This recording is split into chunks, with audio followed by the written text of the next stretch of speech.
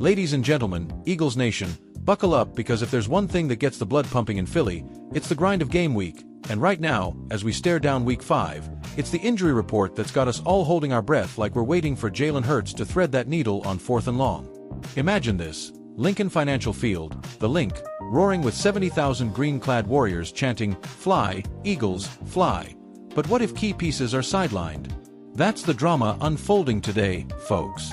The Philadelphia Eagles dropped their first official injury report ahead of a primetime showdown with the Denver Broncos, and it's a mix of hope, hustle, and a whole lot of will they or won't they? Let's dive right in, because in this city, we don't just report the news. We live it, we bleed it, green and white through and through. First off, the big one that's got every tight end fantasy owner, and let's be real, every Birds fan, on edge: Dallas Goedert.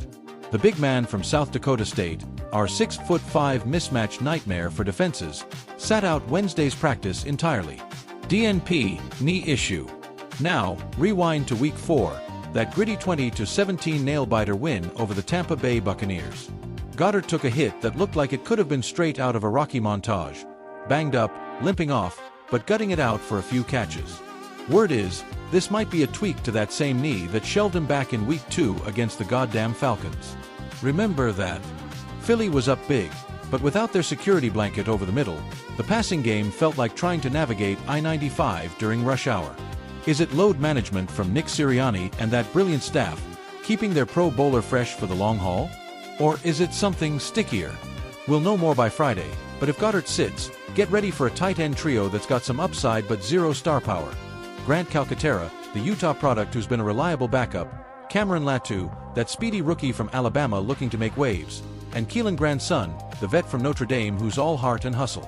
It's depth we love in Philly, but man, we miss that Goedert-Hurts connection, like peanut butter and jelly, but with more yards after catch. Shifting gears to the walking wounded who showed up but didn't go full throttle, limited participation for 4 of our gridiron gladiators. Starting with the right tackle anchor, Lane Johnson. The man they call Baby Swag, a Kansas City kid who's been pancaking edge rushers since 2013, nursing a shoulder tweak. Lane's a warrior. He's played through worse, like that groin strain in the playoffs a couple years back that had us all whispering, "Not again." Odds are, he'll strap it up Sunday, because when Lane's in, Jalen Hurts has a clean pocket, and that's turned into 300-yard games more times than I can count. Then there's Jalen Carter, our disruptive defensive tackle from Georgia, the guy who terrorizes quarterbacks like he's swatting flies. Shoulder issue for him too, but don't sleep on this kid. He's got that Reggie White fire in his veins, racking up sacks like it's his job. Limited reps. Smart coaching from Vic Fangio, easing him back so he can blow up Sean Payton's play action come game time. Over in the secondary, Adoree Jackson. Remember him from his Tennessee days, that shutdown corner with the picks and the flair? Groin pull kept him out week 4, but he's dipping a toe back in.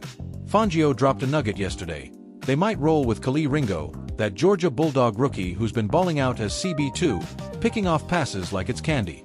"Ringo's earned it," Fangio said in that gravelly voice of his. But hey, Adoree's a vet, a depth piece that could spell disaster, or dynasty, if we need him.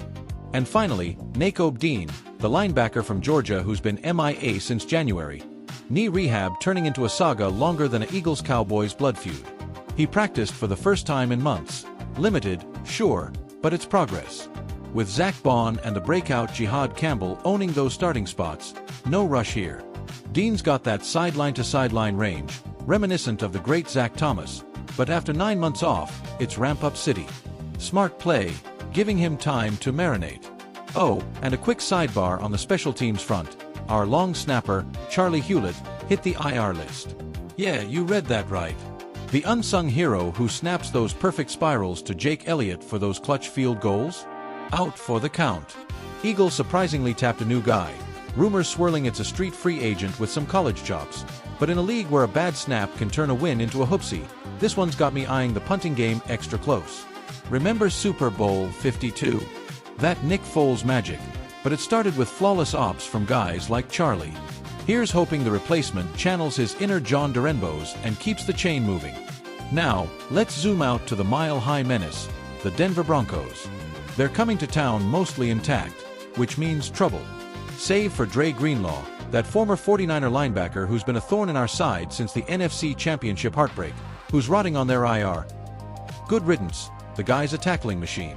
But watch out for Nate Adkins, their depth TE in concussion protocol, DNP across the board.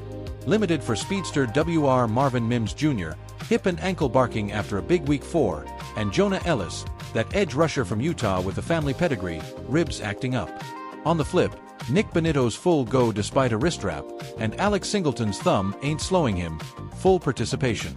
Broncos are healthy-ish, folks, and with Bo Nix slinging it under Peyton, they've got that sneaky offense that's averaged 24 points a game early.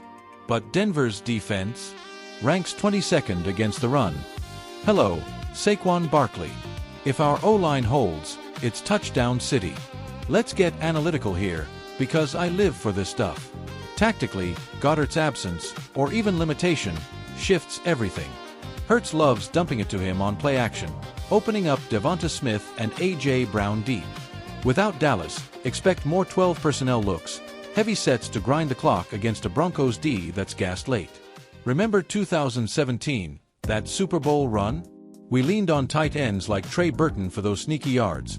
Foles hit him for that Philly special TD, the call that had the whole city erupting like it was the Liberty Bell cracking all over again. Statistically, Goedert's hauling in 75% of his targets this year, 8.2 yards per catch, elite. Miss him, and our red zone efficiency dips from 65% to maybe 55%, per my quick math. And Johnson, when he's hobbled, blindside pressures jump 20%. Ask Hurts after that Saints sack fest last year. Carter's the X-factor on D.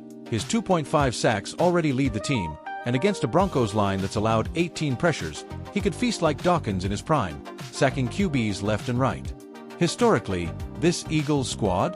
They're echoing the grit of the 60s teams that fought through injuries to snag that first title, or the 08 crew with McNabb slinging no-lookers despite the hits. Philly's fanbase, man, we're legends. From booing Santa to lifting the Lombardi in the shadows of the Rocky Steps, we've got heart. Rivalries? Don't get me started on Dallas. A win here sets us up to clown those stars come Thanksgiving. Stats-wise, since 2020, we've gone 12-4 in home openers post-injury reports like this, resilient as hell. And pop culture tie-in. Picture this, Goedert's knee like Rocky Balboa's training montage. Down but not out, rising for the big fight. Or Brown tweeting cryptic bars this week, Sirianni shut it down, AJ's all in, family's everything. Reminds me of that Eagles doc on Netflix, showing the brotherhood amid the chaos. Let's sprinkle in some voices from the locker room. Fictional but feels real, straight from the heart. Imagine Hurts post-practice. Dallas? He's our rock. If he's out, we rally. Next man up, Philly style. We've got the depth, the fire. Or Fangio, chain-smoking a cigar in his mind. Ringo's ready, Jackson's insurance. This D's built for October. Injuries be damned. Fan quote. Straight from a tailgate vet outside the link. Goedert misses? We chant louder.